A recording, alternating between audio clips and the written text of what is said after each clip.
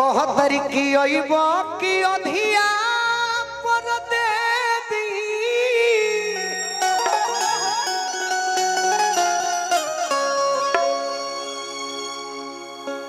जवानी बेला राजा जी।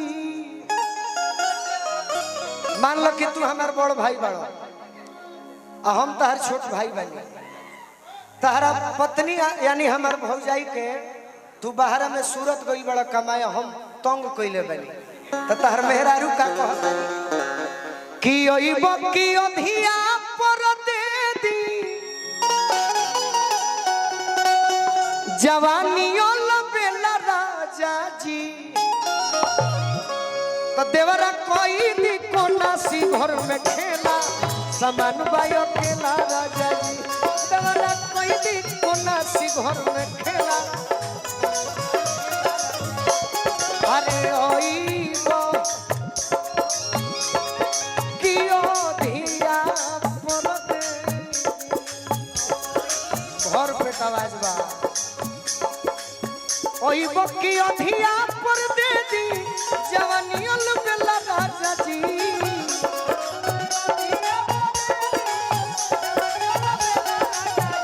देवरा कोई भी कोना सी घर में खेला समान बायो खेला राजा।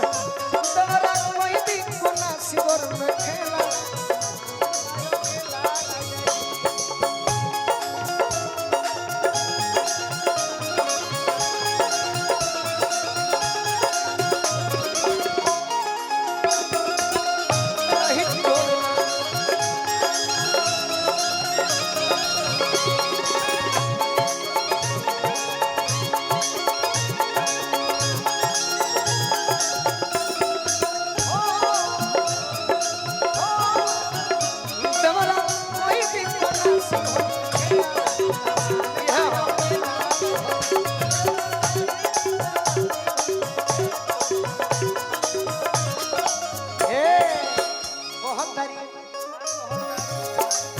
जाके अझुराई गई रहो भाई कि जाके अझुराई गई सब दिन से कवना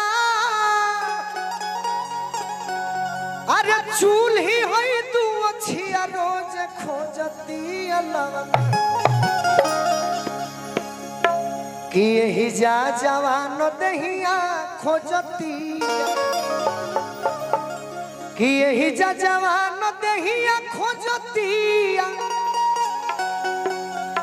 करे खाती खेला राजा जी।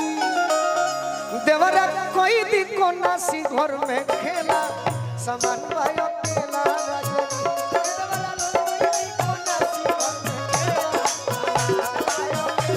देवरा कोई दी कोना सी घर में खेला समान आओ